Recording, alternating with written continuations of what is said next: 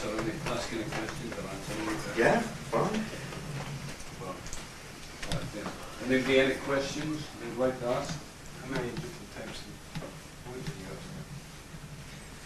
Oh, I mean, at home I've got 150 different pieces of wood and sticks. I haven't counted how many I've got with me. Which is the favourite? It's really a question of which wood goes with each bowl. I just used a piece of pink ivory with that last bowl, which brings out the right kind of overtones. A wood which works on nearly every bowl, there's a few woods like beech and ash and oak tend to work on most bowls. But other woods, African hardwoods and a whole range of different woods will bring out different qualities. The basic rule is the bigger the bowl, the bigger the stick. So you accordingly have sticks going. Well, I've actually got sticks 4 inches diameter, but I haven't brought them with me. So you have huge sticks to this, and all in between.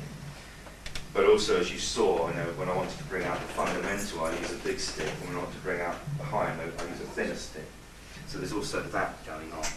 But that's the basic thing. Ebony is also very good. That's a piece of ebony.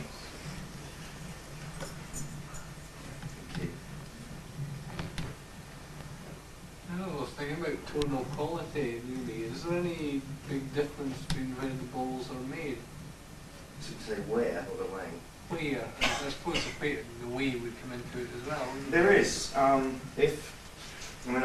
sometimes bring a little range with me, like a Japanese bowl and a Chinese bowl and a Burmese bowl. You're welcome. And a Tibetan bowl. And you can hear the difference in each one.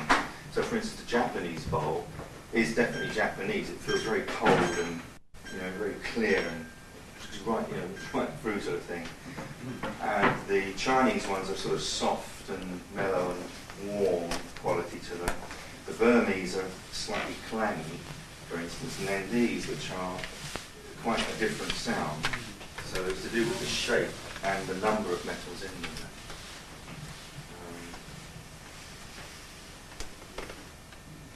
In some of the bowls, like in this one, the copper has kind of bubbled to the surface, so I don't know whether you can all see that.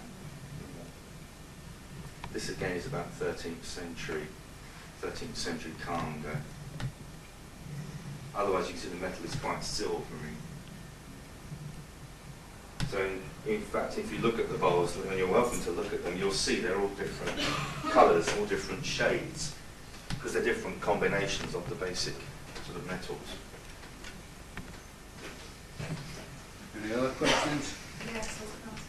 When you're actually looking for a bowl, when you're actually choosing a bowl, you're listening for the sound, what are the specific things to sort of listen out for? And, what do you, well, it depends. You might want, if you're looking for a bowl for you, then what generally happens is that somebody sorts through bowls and then they choose one that they feel they like. And then they ask me what it's all about, and then when I tell them, it's always exactly what they're looking for. So there seems to be, well, I've always been very grateful that it seems that whatever bowls come through me do find the right person. Then it's down to whether, somebody might say, I want a bowl for meditating, so then they want a bowl that's going to take them inwards. Someone might say, I was looking for a deeper note, I want sort of a heart sort of energy or a heart chakra. And then somebody might come and say, I want a bowl, I have a little group and we meet once a week, and I'd like a bowl to start the thing off and get everybody tuned in. So then that would be another kind of quality. It might also be one that affects the heart chakra, so that everybody meets on that level, they meet on a level of love and things. And then, or you might want, like this little bowl, which is sort of used for space cleansing. So you might want to go around, either, cleansing people's places out, or your own place, or for healing. And then some bowls are more, so certain bowls are tuned into certain chakras, and then certain bowls are very useful for working with healing. So again, if somebody comes and says, I do healing, I'd like a bowl for that. One chap came for that, and then he was saying, I don't know if I have this one or that one. So I said, well, I think the most important thing is if that bowl gets you into a healing state, then that will come over to your patients. You can't possibly hope to have the right bowl for every patient, because they'll all be different. You'll have a range like, or probably bigger than mine. But So providing it works for you, then that automatically will benefit the patient. So there's a number of different aspects to it, really. But normally, but some people might say to me, can you look out for a bowl for me? And I've done that, and so far they've all been very happy with that I've found the right one for them. But otherwise people look for themselves, and they can take 3 hours, sorting through maybe 5 or 6 bowls and sort of thinking, I like this one and that one and that one. And, those, I think I like that one. Oh, now I've played this one, I think I like that one. So it's a question of, you can do different techniques. I mean, you can play it in different parts of your body, as it were, and see how it affects you and whether it... Basically, the thing to do is to play a bowl for as long as it takes you to feel that you're kind of with it, and then stop and observe yourself and see what it's done to you, or it's awakened, or whatever it's done, you see. So some people might be looking for a very peaceful bowl, so they live a rather hectic life, and they're coming from that busy world, and they come into their little room with one simple little sound, and it's a very peaceful, stilling sound, and they're able to just let all that go and come into themselves. Other ones might look for a bowl sound that's going to take them out of themselves, that sort of opens up other strange worlds or affects them in that kind of sense. So there's a number of different ways. It's a question of being, I suppose, thinking about what you want, And then some people might have a number of bowls, sort of one that's to meditate and get them in, and one that's to open them up, and one that stimulates a head area, one that stimulates a heart area. Because sometimes if you suffer from confusion, sometimes you can't get clear about deciding what you want, and there are certain bowls that can help, that work on the head area and bring about wisdom and discrimination. So they heighten those faculties so that you don't get so confused. So it's just a question of thinking before you even try any, get a rough idea of what it is you're looking for. Ron, could I ask you one thing? Yes. Unless it's a closely guarded secret. When you took it up to your mouth, Oh yes. we couldn't see what you were doing. All right, it's on the video. Turn the video. No. Well, it's Blowing or- no. You just take the sound into yourself. So I'll show you on this one.